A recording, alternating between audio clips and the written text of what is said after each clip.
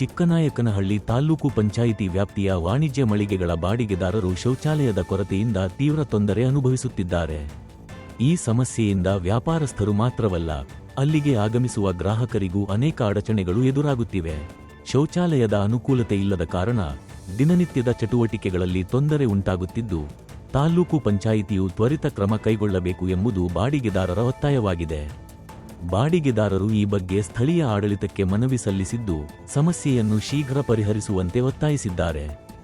ಈ ಕುರಿತು ಪಂಚಾಯಿತಿಯ ಅಧಿಕಾರಿಗಳು ಮತ್ತು ಸ್ಥಳೀಯ ಆಡಳಿತ ಯಾವುದೇ ನಿರ್ಧಾರ ತೆಗೆದುಕೊಂಡಿದೆಯೇ ಎಂಬುದು ಇನ್ನೂ ಸ್ಪಷ್ಟವಾಗಿಲ್ಲ. ಮೂಲಭೂತ ಸೌಕರ್ಯ ಝೀರೋ.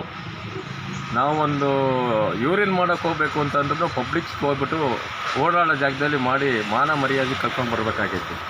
ಅದಕ್ಕೆ ನಾವು ಸುಮಾರು ಒಂದು 10-15 ಲೆಟರ್ ಕೊಟ್ಟರೂ ಇ ಒ ಸಾಹೇಬರಿಗೆ ಅವ್ರೇನು ಗಮನ ತೊಗೊಂಡೇ ಇಲ್ಲ, ಅಥವಾ ಜನಪ್ರತಿನಿಧಿಗಳು ಇದಕ್ಕೇನೂ ರೆಸ್ಪಾನ್ಸ್ ಮಾಡಿಲ್ಲ. ಬಟ್ ನಾವು ಮಾನ ಮರ್ಯಾದೆ ಇಲ್ಲದೆ ಇಲ್ಲಿ ಯೂರಿನ್ ಮಾಡಬೇಕಾಗ್ತದೆ. ಯಾಕೆ ಅಂತಂದರೆ ಇದು ನಮಗೆ ಕಂಟ್ರೋಲ್ ಮಾಡೋಕ್ಕಾಗೋದಿಲ್ಲ. ಅದನ್ನು ಹಂಗಾಗಿ ನಾವು ಆ ನೋವನ್ನು ತಡೆಲಾರ್ದಲ್ಲೇ ಹೋಗ್ಬಿಟ್ಟು ಅಲ್ಲಿ ಮಾಡ್ತೀವಿ. ನಮಗೆ ಮನಸ್ಸು ಅಂತ ಇರುತ್ತೆ, ನಾವು ಇಷ್ಟು ಅಭಿವೃದ್ಧಿಯಾಗಿ ನಮ್ಮ ದೇಶ ಇಷ್ಟೊಂದು ಇನ್ನೂ 75 ವರ್ಷ ಆದರೂ ನಾವು ಇನ್ನೂ ಈ ಥರ ಪಬ್ಲಿಕ್ಸ್ ಇದರಲ್ಲಿ ನಾವು ಮಾಡ್ತಾಯಿದ್ದೀವಲ್ಲ, ಅದು ಟೌನ್ನಲ್ಲಿ. ಇದು ನಮಗೆ ಒಂದು ಭಾಳ ನೋವಾಗಿದೆ. ನೀವು ಎಷ್ಟು ವರ್ಷ ಆಯ್ತು ನೀವು ಅಂಗಡಿಯಲ್ಲಿ ಮಾಡಿ? ನಾವು ಇಲ್ಲಿ ಬಂದು 25 ವರ್ಷ ಆಯ್ತು. 25 ವರ್ಷನೂ ಯಾವ ಸೌಕರ್ಯವಿಲ್ಲ. ಬಾಡಿಗೆ ಮಾತ್ರ ಕಟ್ಟಿಸ್ಕೊಂತಾರೆ. ಬಾಡಿಗೆ ಮಾತ್ರ ₹1 ಬಿಡ್ದಂಗೆ ಲೇಟ್ ಆದರೆ ಇಂಟ್ರೆಸ್ಟ್ ಚಾರ್ಜ್ ಮಾಡಿ ತೊಗೊಂಡವ್ರೆ. ಆಮೇಲೆ ಯಾವ ದೇಶದಲ್ಲೂ ಇಲ್ಲ, ವರ್ಷಕ್ಕೆ 10% ಜಾಸ್ತಿ ಮಾಡೋದು, ಈಗ 10% ಜಾಸ್ತಿ ಮಾಡಿ ತೊಗೊಂಡವ್ರು. ಅಂದರೆ ನೀವು ಕಾರ್ಯನಿರ್ವಹಣಾಧಿಕಾರಿ ಈವರೆಗೆ ಲೆವೆಲ್ ಮಾತ್ರ ಹೇಳಿ, ಬೇರೆ ಯಾರಿಗೂ ಜನಪ್ರತಿನಿಧಿಗಳು ಅವ್ರು ಯಾರು? ಜನಪ್ರತಿನಿಧಿಗಳಿಗೆ ನಾವೇನು ಅವಾಗ ಒಂದೇನೋ ಲೆಟ್ರ್ ಕೊಟ್ಟಿದ್ದು ಅಂತ ಕಾಣುತ್ತೆ. ಜನಪ್ರತಿನಿಧಿಗಳಿಗೆ ಕೊಟ್ಟಿದ್ವಿ, ಅವ್ರಿಗೂ ಕೊಟ್ಟಿದ್ವಿ. ಈಗ ಮುಂದೆ ನೀವು ಏನು ಮಾಡಬೇಕು ಅಂತ ಮಾಡಿದ್ರೆ? ನಾವೇನು ಮಾಡೋದು, ಅವ್ರು ಕಟ್ಸಿದ್ರೆ ನಾವು ಪೇ ಆ್ಯಂಡ್ ಯೂಸ್ ಆದ್ರೂ ಕಟ್ಸ್ಕೊಡಿ ಅಂತಲೂ ಕೊಟ್ಟಿದ್ವಿ. ಅದಕ್ಕೆ ಕ್ಲೀನ್ನೆಸ್ ಮೇಂಟೈನ್ ಮಾಡೋಕ್ಕೆ ಇಷ್ಟು ಅಂಗಡಿಗೆ ಒಂದು ಕೀ ಕೊಟ್ಟರೆ ನಾವು ಮೇಂಟೈನ್ ಮಾಡ್ಕೊಂಡು ಹೋಗ್ತೀವಿ ಅಂತಲೂ ಹೇಳಿದ್ವಿ. ಅವ್ರಿಗೆ ಏನೂ ಇಲ್ಲ.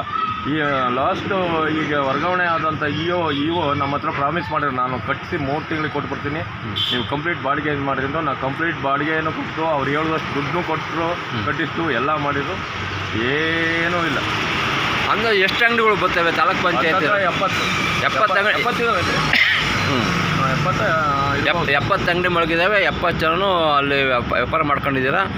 ಒಟ್ಟಲ್ಲಿ ನೀವು ಶೌಚಾಲಯ ಬೇಕು ಅಂತ ನಿಮ್ಮ ಒತ್ತಾಯ. ಪ್ಲಸ್ ನಾವು ಜೆಂಟ್ಸ್ ಆದರೆ ಎಲ್ಲರೂ ಹೋಗಿ ಏನೋ ಮಾಡಿ ಬರ್ತೀವಿ. ಎಷ್ಟೋ ಹೆಣ್ಮಕ್ಳುಗಳು ವ್ಯಾಪಾರ ಮಾಡ್ತಾಯಿದ್ದಾರೆ, ಅವರು ನಮ್ಮ ರೀತಿ ಹೋಗಿ ಪಬ್ಲಿಕ್ನಲ್ಲಿ ಯೂರಿನ್ನು ಅದು ಇದು ಮಾಡೋಕ್ಕಾಗಲ್ಲ. ಅವ್ರು ಎಷ್ಟೋ ಜನ ನೋವು ತಡ್ಕೊಂಡ್ರು ಮನೆಗೆ ಹೋಗಿ ಯೂರಿನ್ ಮಾಡಿ ಬಂದು ಜೀವನೇ ಕಳ್ಕೊಳ್ಳುವಷ್ಟಾಗೋಗಿದೆ ಅವ್ರಿಗೆ. ನೀವು ನೋಡ್ತಾ ಇದ್ದೀರಿ BKP ನ್ಯೂಸ್.